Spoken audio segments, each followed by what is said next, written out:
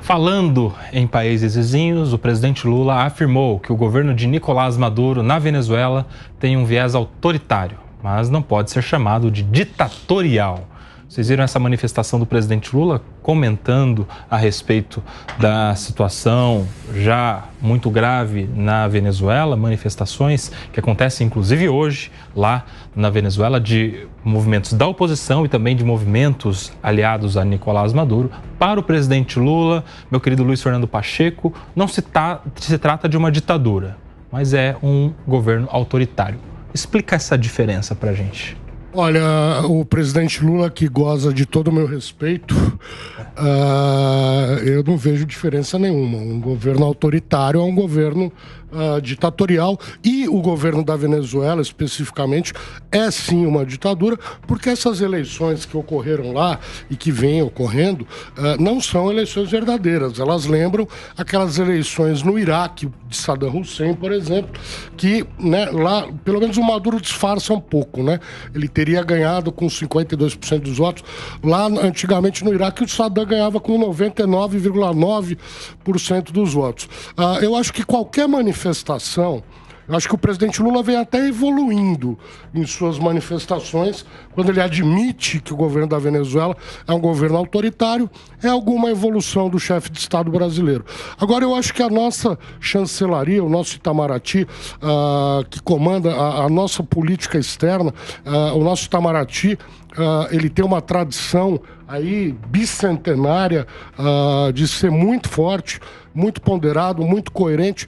Eu acho que o Lula teria que ficar um pouquinho mais, ter um pouco mais de prudência e aguardar um pouco mais o desenrolar, né? Mais equidistante, né, Cássio? Aguardar um pouco mais o desenrolar dos fatos. Enquanto essas atas não aparecerem, não forem escrutinadas por um órgão independente, você pode dizer que o quadrado é redondo, mas não é. Então, enquanto isso não acontecer, não dá para dizer... pelo amor de Deus, Pacheco.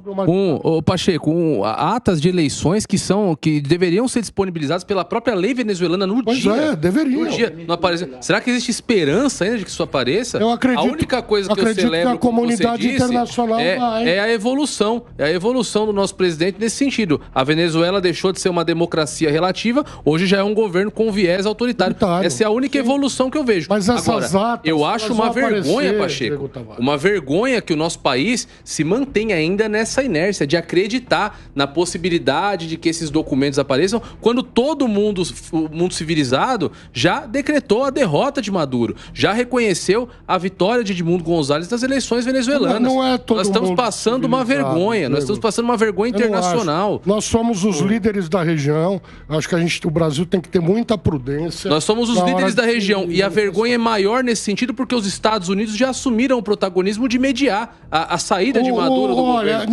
Isso caberia ao Brasil. Não tem santo nessa história. Quando se fala de Venezuela, ninguém lembra do petróleo da Venezuela. A Venezuela é o país mais rico em petróleo da América. Então as questões aí, elas não são puramente ideológicas. Há um interesse econômico gigantesco envolvendo nisso. Eu acho que critério, prudência é o melhor nessa hora. A gente trouxe há algum tempo aqui o gráfico com histórico de produção de petróleo na Venezuela e a gente teve uma queda gigantesca, né? A gente até entrou numa discussão se isso era fruto ou não das sanções internacionais ao governo venezuelano ou se era em razão da má gestão mesmo da ditadura de Nicolás Maduro. A Cássio Miranda, quero te ouvir. Primeiro, o Lula e todos os líderes mundiais sabem que a Venezuela é uma ditadura. E qualquer pessoa em sã consciência sabe que a Venezuela é uma ditadura. Mas o Diego tocou num ponto que é importante a gente olhar. As relações internacionais não são 1 mais 1 igual a 2. As relações internacionais, elas estão sujeitas a uma série de fatores que tornam essas relações algo muito distante de uma equação lógica. O Diego disse que os Estados Unidos já declararam expressamente que a Venezuela é uma ditadura. Isso faz com que os Estados Unidos, que são o país mais forte da América, abandone uma neutralidade e não possa mais exercer o papel de mediador desta confusão na Venezuela. Porque supondo que o Maduro saia amanhã da Venezuela, mesmo assim nós precisaremos de um país forte na América do Sul que acabe mediando essa reestruturação da democracia venezuelana. E hoje, o único país que tem condições de sê-lo é o Brasil. Sendo Lula presidente, sendo qualquer outra pessoa presidente do Brasil, nós somos ainda o único país que guarda essa possibilidade. E é óbvio, alguém que vá mediar alguma coisa não pode agir de forma contundente, ter uma opinião incisiva em relação àquilo que ele deve mediar. O mediador, o juiz, ele não é parte. Vamos lá. Eu pergunto, como que o Brasil pode pretender ser mediador se o próprio governo brasileiro está desmoralizando a nossa chancelaria? Veja que na hora que a gente tem Celso Amorim dizendo o que ele acha que deve ser feito, que são novas eleições, e o Lula se faz de porta-voz do Celso Amorim, porque ele vem trazer ao público que recebeu essa informação do Celso Amorim para que seja discutido. E Mauro Vieira, que é o chanceler, como disse o Luiz Fernando, faz 200 anos que a nossa chancelaria é respeitada por sua moderação e ficar distante dos problemas internos. Nós estamos vendo atualmente o governo se meter em problemas externos de alguns países e não se meter de outros e passar o pano para os outros. O nosso governo está desmoralizando a chancelaria. Eu acho que estava mais do que na hora de Mauro Vieira pedir o chapéu. Essa história de novas eleições, Priscila Silveira, isso aí pegou muito mal, né? Foi segundo turno, né? Ele falou também. A ideia de novas eleições foi sumariamente ignorada, desprezada, rejeitada, tanto pelo Nicolás Maduro, que está dizendo que ganhou, quanto pela oposição, que também está dizendo que ganhou. Fica parecendo, sabe o quê? Vamos fazer novas eleições até o Maduro ganhar. Isso pega mal, não é? Sim, eu até quero... A gente tem um processo que já aconteceu, tem que ser respeitado. E eu quero discordar do querido Pacheco, no que sentido? Ele falou, essas atas vão aparecer. Gente, se tivesse que aparecer essas atas, e se elas fossem de fato, não é? O que representaria a vontade popular, elas já estariam... a baila, elas já estariam apresentadas. E eu tô falando o que eu acho. Eu acho que essas atas não foram apresentadas justamente porque não representam tudo aquilo que a gente está observando. Ou seja, a perda do Maduro nessas eleições. Por isso que ele está segurando. Então, Pacheco, discordando um pouquinho de você, eu não acho que vai aparecer. Por quê? Porque até mesmo se aparecerem, digamos, quem vai confiar nessas atas? Quem vai confiar se elas não estão eventualmente manipuladas para poder dar o ganho para o Maduro? Então, eu acho que, inclusive, essa questão de novas eleições, não concordo, é para embarrigar, para ganhar tempo, para a população esquecer de alguma maneira e continuar do mesmo jeito como está. É a minha opinião. Tudo tem um tempo. Essas atas têm que aparecer, mas elas não têm que aparecer daqui 10 anos. Não, tem que aparecer um mês no dia. Elas teriam que aparecer na sequência. A pressão internacional tem que ser no sentido de que essas atas sejam... Já demorou. Tem que ser apresentadas. Teriam que ser apresentadas mas as atas são uma desculpa internacional e do governo venezuelano para eles irem estendendo essa discussão sobre o resultado das eleições. Essas atas não aparecerão e em algum momento alguém vai dar uma virada de chave e falar, olha, não vão aparecer, nós vamos ter que achar uma solução. Agora o problema da Venezuela é mais ou menos algo que a gente já discutiu aqui olhando para a faixa de Gaza. Israel ganha a guerra na faixa de Gaza. Que solução eles vão dar para a faixa de Gaza? Venezuela é a mesma coisa. Sai o Maduro, deixa eu terminar. Sai o Maduro do poder, que solução vão dar para a Venezuela? Porque a Venezuela, por mais que o Maduro seja um ditador, ele ainda tem apoio de 35% da população venezuelana, uma população que depende muito do auxílio social do governo venezuelano. E a gente sabe que uma maioria não quer mais. Mas de que forma esses atores, esses interesses serão postos à mesa? Serão feitas novas eleições? Declara o Edmundo Gonzalez vencedor? Não é uma equação fácil. Não adianta a gente olhar para um problema deste tamanho como se fosse uma fórmula exata, 1 mais 1, 2.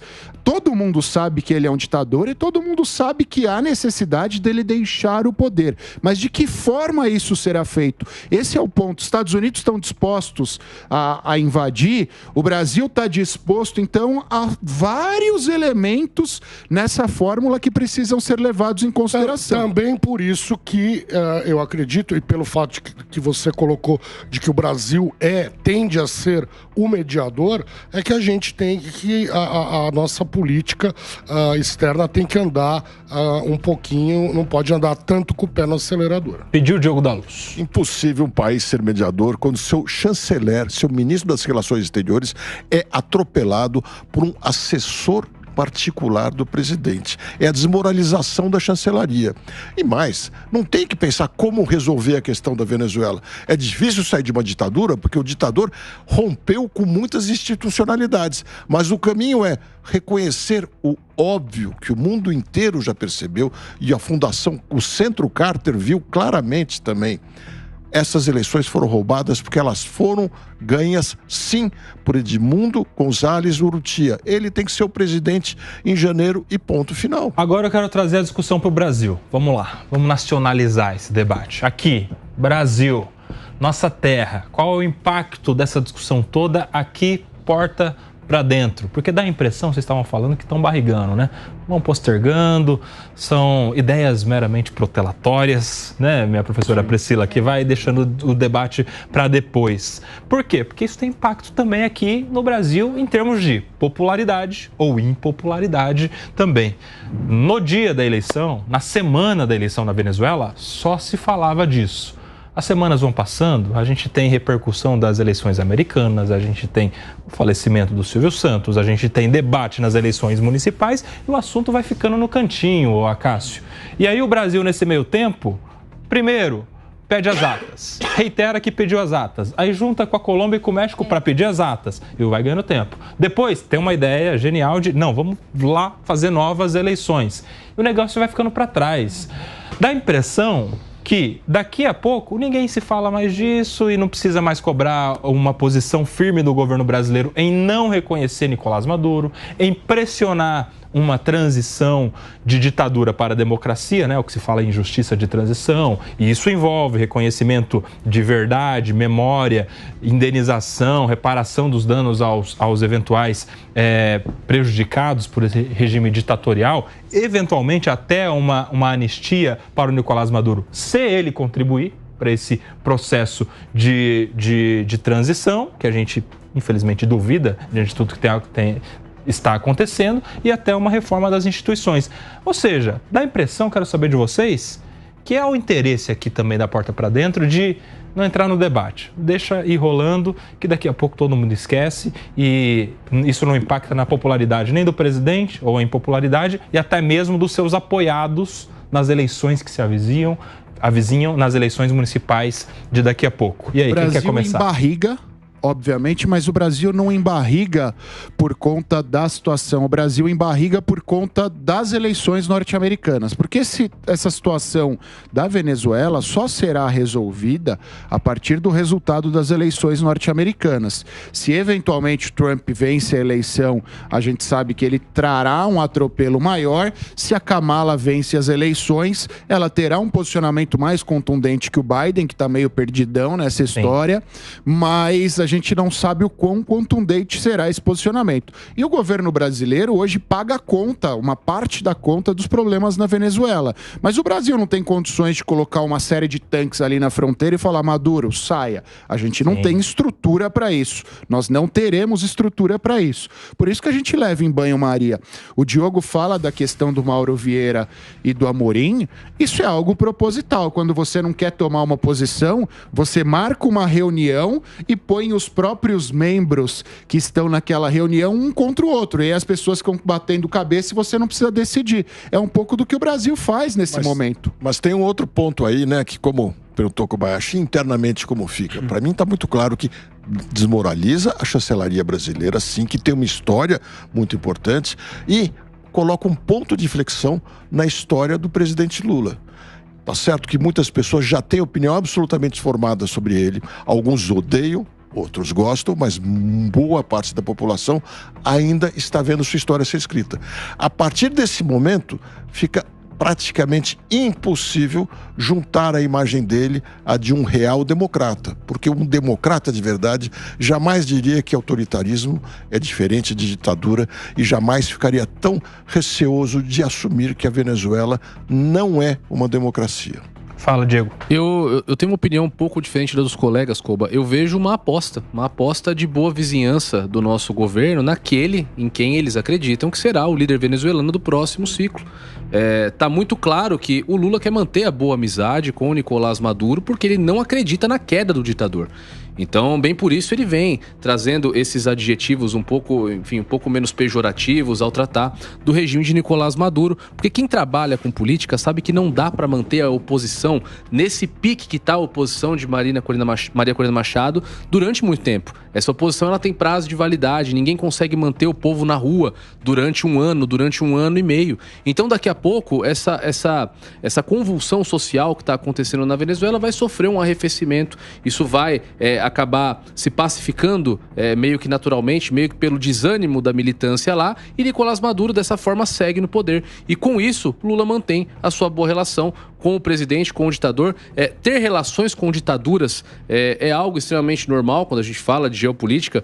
Haja vista o bom relacionamento dos Estados Unidos com a Arábia Saudita, por exemplo.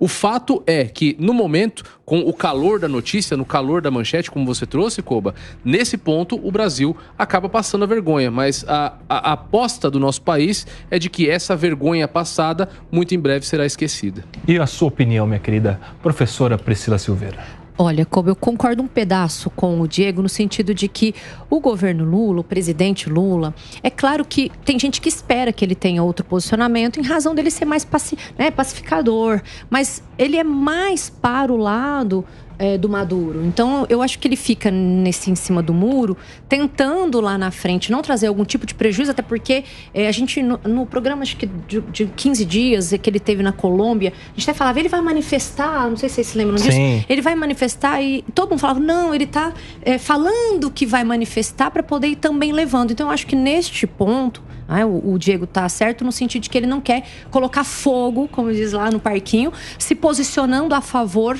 do Maduro, mas ele peca, e aqui nesse sentido é assim, eu penso, porque ele é um chefe de Estado. E a gente já tem, aqui as pessoas, pessoas da União Europeia já assinando para poder pedir essa questão da política e ele não se manifesta. Então, no sentido dele não se manifestar, acaba também deixando, essa omissão também acaba tendo lado. Porque se ele não, se ele fica em cima do muro, e a gente entende, aqui já foi falado o porquê dele estar em cima do muro, já até de forma exaustiva. Eu acho que acaba por trazer um descrédito para o nosso país, nesse sentido dele não se posicionar nem para o lado do seu amigo, que tem a sua proximidade, e nem para o outro. A questão é que quando fica em cima do muro, nesse caso, já está do lado do Maduro. A omissão aí favorece o ditador. O que a gente precisa é de posicionamento como da própria União Europeia, da Organização dos Estados Americanos, que é a OEA, condenando a conduta do Nicolás Maduro em tudo que ele está fazendo nestas eleições, que nitidamente não são eleições transparentes, que nitidamente não são eleições democráticas. Eu quero saber agora, para a gente encerrar o Nicolás Maduro e a Venezuela, o impacto disso nas eleições do Brasil. Que a gente está vendo o candidato dia sim, dia também sendo cobrado a respeito do que pensa esses candidatos às prefeituras sobre Nicolás Maduro. Tem impacto, Acácio? Ou o eleitor está mais preocupado mais com o posto de saúde, a creche? É isso que eu ia falar, não deveria o buraco ter. Na rua. Porque se um candidato está cobrando posicionamento sobre Venezuela e não está preocupado com vaga na creche, fila no posto de saúde, buraco na rua, talvez ele esteja fazendo com que você, eleitor, olhe para o outro lado e não porque realmente interessa. Mas será que o compromisso com o Estado de democracia não é um requisito mesmo para o gestor da vaga na creche, da fila do posto de saúde, do buraco na rua? E aí? Com certeza, Nelson. É um requisito ser ter apreço pela democracia, é requisito para qualquer tipo de homem público. E eu vou além, discordando do argumento do meu amigo Acácio. A Venezuela, aqui nas eleições da capital paulista, por exemplo, o caso da Venezuela tem impacto aqui. A Venezuela é um país país que exporta aqui para o Brasil pessoas em situação de vulnerabilidade aos milhares todo mês. Quem aqui nunca parou num semáforo, não viu uma família venezuelana pedindo dinheiro? Todo o aparato social para atender essas pessoas consome recurso aqui da nossa cidade ou de outras cidades do nosso país. Então, eu acho que um gestor, principalmente de uma grande capital, como é o caso aqui da capital paulista, tem que estar preocupado sim com o que está acontecendo na Venezuela. Eu acho que afeta sim as relações aqui nas eleições, porque de fato o eleitor está preocupado com segurança, transporte, creche, escola e saúde, são as coisas principais para ele. Mas quando ele vê um candidato a prefeito sendo entrevistado, mesmo que ele, eleitor, não se preocupe com a Venezuela, esse candidato, ao responder uma pergunta sobre a Venezuela, se mostra inseguro e gaguejando, não importa o assunto. O candidato passa ao eleitor a impressão de uma pessoa insegura, sem pulso, que não vai só saber tomar decisões lá na frente. Isso faz ele perder muitos votos. Meu amigo Luiz Fernando Pacheco, você que precisa se retirar logo mais, eu quero muito a sua manifestação, suas considerações finais sobre esta questão, o impacto do assunto Venezuela nas eleições municipais. Olha, eu acho que o impacto é nenhum. A população está preocupada, como disse o Acácio, com educação pública, com transporte de qualidade, com saneamento básico, com condições, né? Nós vivemos na cidade, né? Costuma-se dizer isso. Então, eu acho que a população, a grande maioria da população, não está nem um pouco preocupada com a questão venezuelana. A população está preocupada com a qualidade dos serviços prestados pelas prefeituras. Eu acho que não tem nada a ver. Isso que o Diogo da Luz falou, eu acho que sim, até faz uma diferença. Quando o candidato tergiversa, fica um pouco inseguro, isso não é bom em nenhum tema. Mas esse tema específico, Venezuela, eu acho que ele está absolutamente fora do interesse do eleitor que vai votar agora para eleger prefeitos e vereadores. Não tem nada a ver com política externa, não tem nada, absolutamente nada a ver, eleição para a prefeitura municipal com Nicolás Maduro e ditadura ou não naquele país. Quero agradecer demais o Luiz Fernando Pacheco, que é co-vencedor do nosso jogo das 3 pistas no Tá na Roda desse domingo, participou conosco aqui na programação da Jovem Pan. Sempre um prazer, meu amigo Luiz Fernando Pacheco. Obrigado. Muito obrigado, uma boa semana a todos vocês, a nossa audiência, e até uma próxima. Muito obrigado. Por aqui a gente segue agora com Acácio Miranda, que eu quero saber o seguinte, Acácio, você falou sobre as eleições americanas na relação com o que pode acontecer na Venezuela. Quero saber o seguinte, tem diferença se o Trump ganhar e se a Kamala ganhar? Qual é a diferença básica entre essas duas alternativas envolvendo os dois que estão na disputa lá a vaga na Casa Branca? Lembrando que temos uma pesquisa recentíssima aqui que me manda o Diego Castro, que diz que a Kamala Harris está na frente do Donald Trump. Vou inclusive dar o número aqui para vocês. Pesquisa aponta Kamala com 49% das intenções de voto nos Estados Unidos, enquanto Donald Trump tem 45%. Lembrando, claro, que essa pesquisa tem que ser analisada do ponto de vista do método de eleições americanas, que é da eleição indireta. Acácio Miranda. Cuba, a minha resposta é um sonoro depende. Depende do quê? Hoje, os Estados Unidos, aí a gente sabe, o Biden, por conta da situação dele, as relações internacionais norte-americanas vivem um certo estado de letargia. E fica difícil, diante dessa letargia, nós determinarmos qual é o posicionamento atual dos Estados Unidos em relação à Venezuela. Nós tivemos, nos 2 últimos anos, um pouco de diminuição da sanção que os Estados Unidos impõem em relação à Venezuela. O Acordo de Barbados, feito entre Estados Unidos e Venezuela, do qual o Brasil é o grande fiador. Agora, em sendo Trump eleito, e ele tem dito bastante isso, ele terá um posicionamento mais contundente em relação à Venezuela. Mas a gente precisa entender qual é esse posicionamento mais contundente. Ele determinará ao exército norte-americano que faça uma invasão da Venezuela, eu acho pouco provável, até porque ele próprio tem defendido durante a campanha que ele vai olhar mais para dentro do que para fora dos Estados Unidos. A Kamala Harris, diferentemente dele, também, diferentemente do Biden, é uma crítica à situação da Venezuela, mas eu acho pouco provável que ela tome um posicionamento bélico em relação à Venezuela, que ela faça com que o exército norte-americano, a marinha norte-americana venha ali através do Mar do Caribe e invada o território venezuelano. Mas a gente precisa levar um fator em conta nesta matemática. A Venezuela é hoje a ditadura mais próxima aos Estados Unidos. E a gente sabe que hoje o mundo vive uma guerra fria meio escondida, aquilo que nós chamamos de proxy war. Rússia e China são os grandes financiadores do que sobra da Venezuela. E os norte-americanos não querem os seus dois grandes inimigos tendo uma bandeira fincada no seu quintal.